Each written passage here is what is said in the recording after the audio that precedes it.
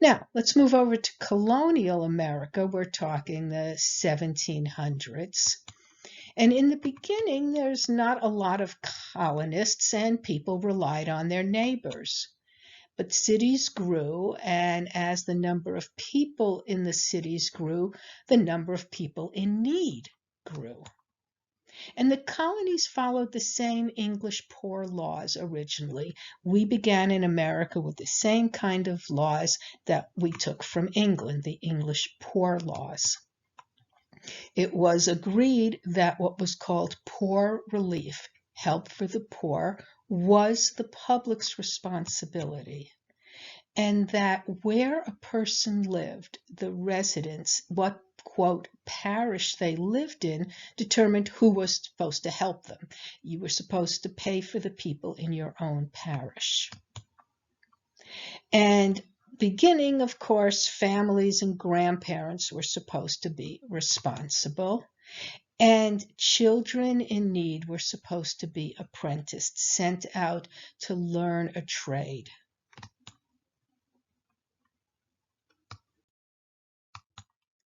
And institutions were developed in America.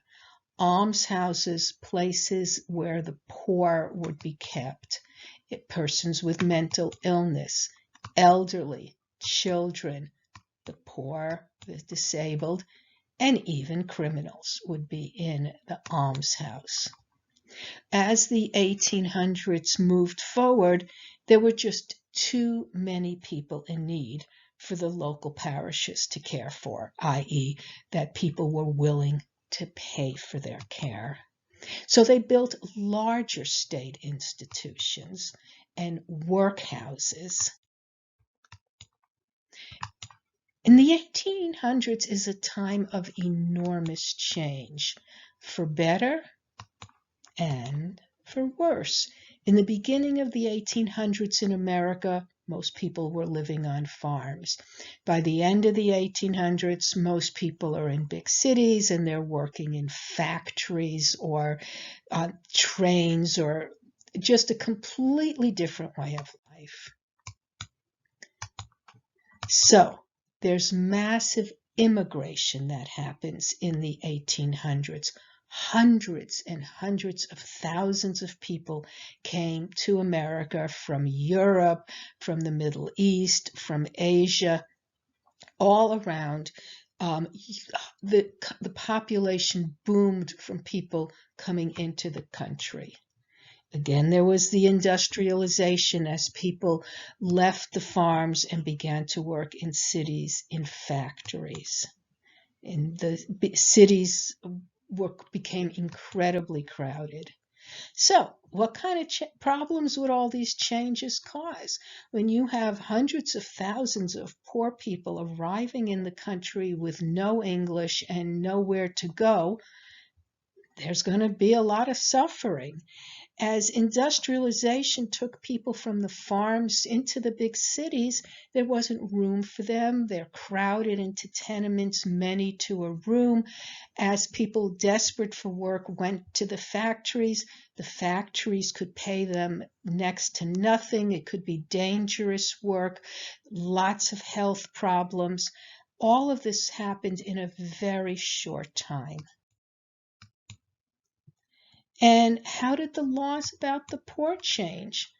As we move into the later 1800s, and of course, by this point, some people are super rich, most people are either poor or very poor, the society began to say, well, if you're poor, it's your own fault. You just don't want to work hard enough. Anybody could make it in this country if they wanted to. And therefore, if poverty is the person's fault, you don't want to give a lot of help out because ostensibly what people said was if they get help, they're not going to want to work. Does this sound at all familiar? So the society, the people in charge wanted to limit who got help, even as the numbers of people who needed help were increasing.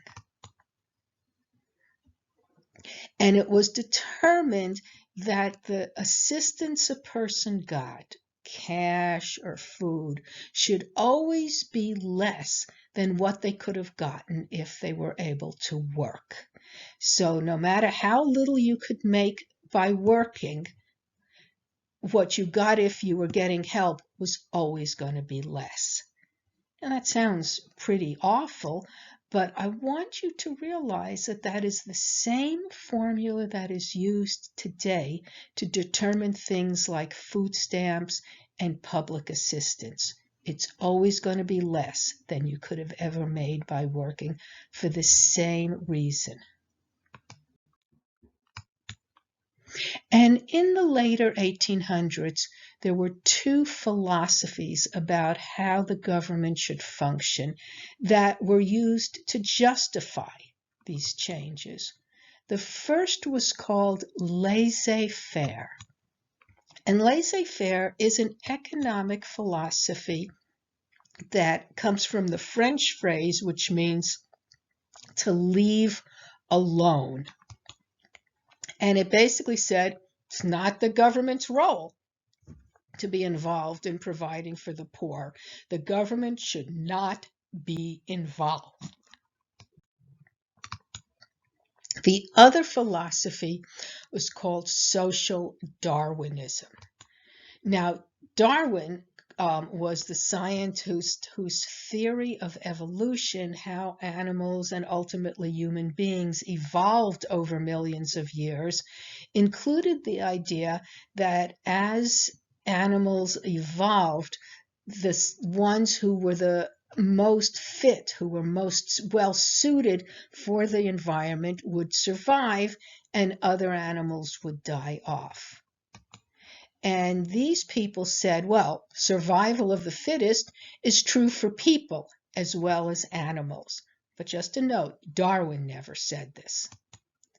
And therefore, if only those who can survive should, only the fittest should be allowed to survive. The disabled and the poor shouldn't be helped to survive because they're not fit enough. Literally, let them die off. And this idea that only the fittest should be surviving led to, honest to God, forced sterilizations of poor women, and particularly women of color.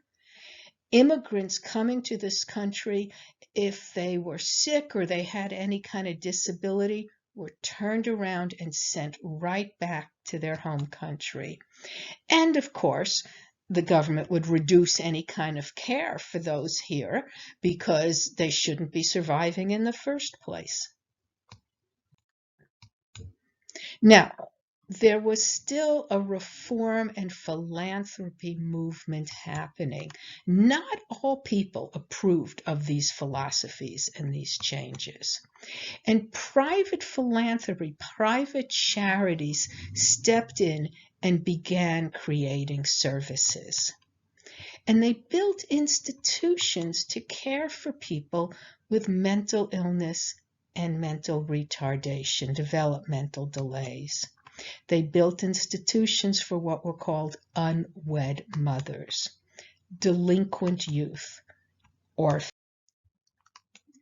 This was also the time of serious reform movements that swept the country.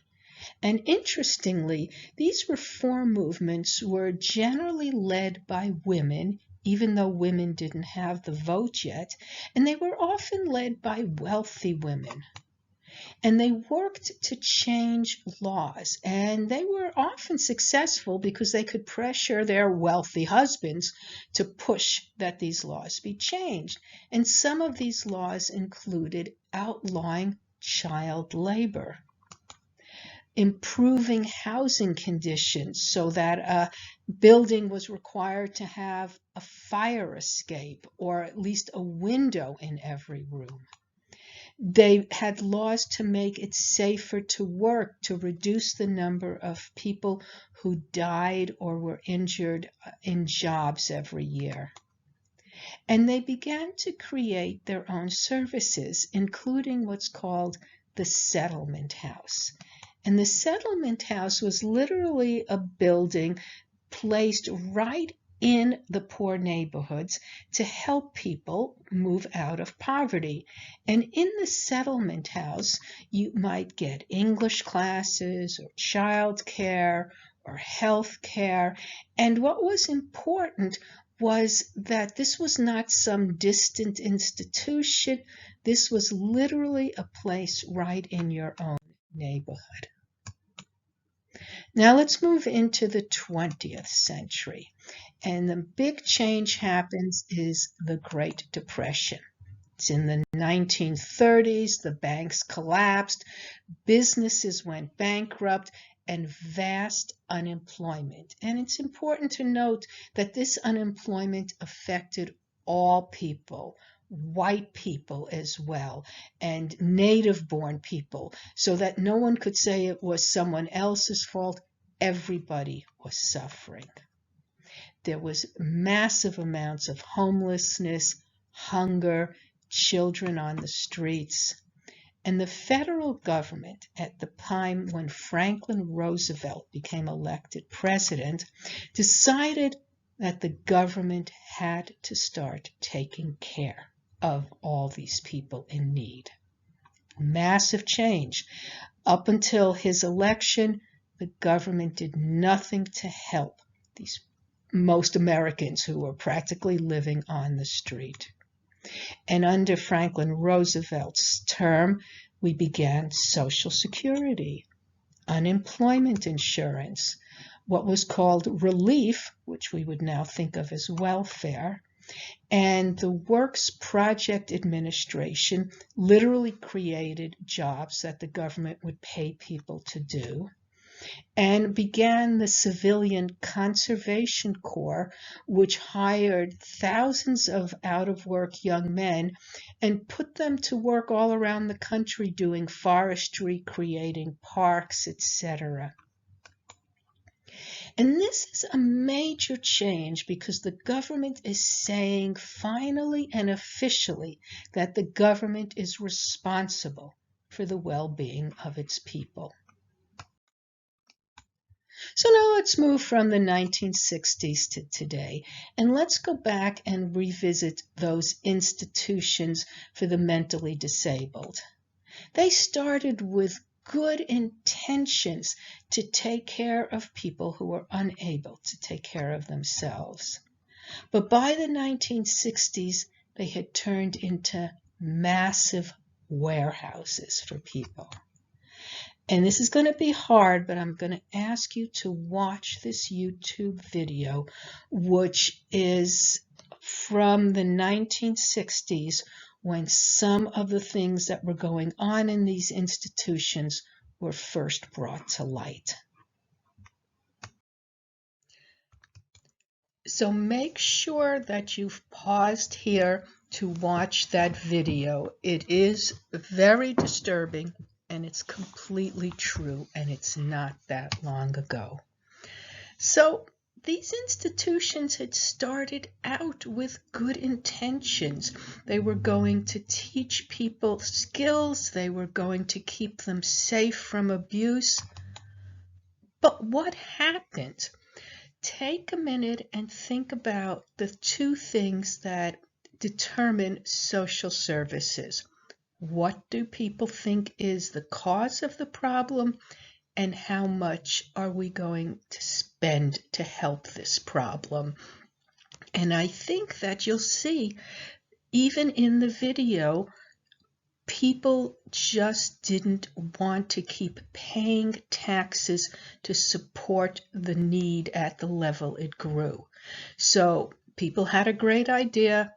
They set up this institution, and they did not want to pay for the necessary care. Now, I would say there's also another thing that happened. Out of sight, out of mind. As people were moved out of the communities and into institutions, nobody could see what was happening. And the more it was hidden, the more people could ignore it. So let's talk about community-based programs. And for that, we need to start back in the 1960s with President Johnson and his, quote, Great Society program.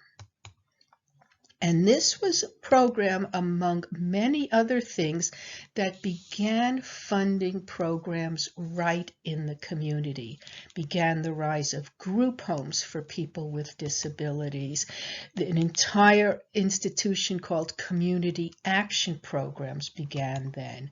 Head Start, federally funded program we're all familiar with, began then.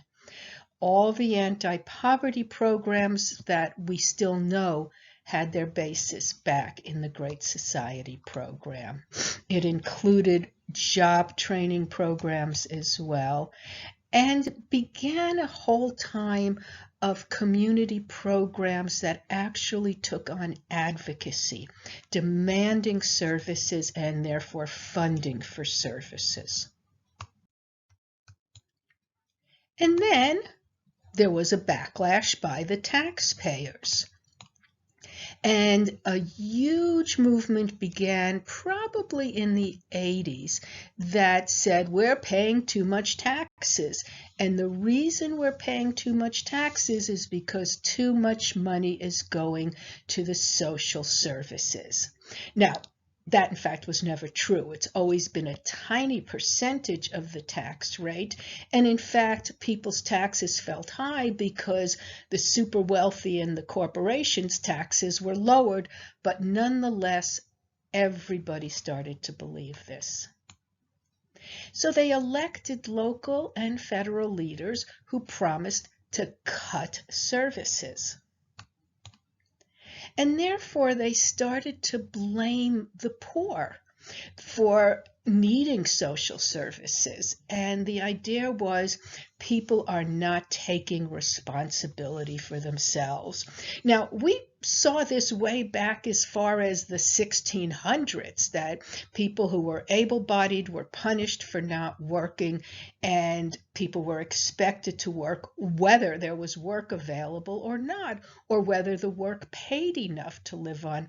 But nonetheless, we went right back to that old format that it's the poor who are not taking responsibility for themselves. And large cuts in funding began for housing. There hasn't been any federally built housing in decades. Food stamp eligibility was cut. Child care programs were cut. Job training programs were cut. And this is the era where a really dangerous myth that I would call the welfare queen began. And the press and the papers and everyone was full of this idea that all these women, i.e. known as people of color, were just living on welfare because they didn't want to work. It is not true. It was never true, but it became the buzzword for everyone in politics. And therefore, welfare had to get cut. We also saw even healthcare services getting cut.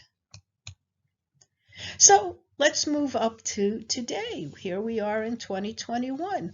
How are people in need viewed today? And how well do you think people today are helped with their housing, their food needs, their health care? What do you think? Are there enough human services available? And what role do you think government should play? These are not simple answers. The fact that some very damaging simple answers have been out there does not necessarily mean that the opposite is going to be true. We have seen that good intentions can lead to very bad services. So it's worth even thinking early in your career what kinds of services should be available and what role should the government play in these services. And again, how do you think these services should be paid for? None of us like taxes, but Are there alternatives? Are there taxes that should be allocated differently?